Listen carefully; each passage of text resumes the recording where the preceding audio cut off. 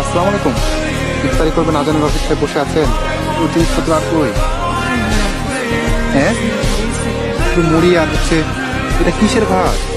মানুষ কতটা অসহায় হইলে শুকনো মুড়ি এবং গরুকে খাওয়ানো ভাত দিয়ে ইফতার করতে পারে। ওর মালিক কতটা কুলাঙ্গার হইলে একবার চিন্তা করেন যে একটা বোতল পানি, এক চট পানিও আপনাকে দিয়ে যায় না। আল্লাহ,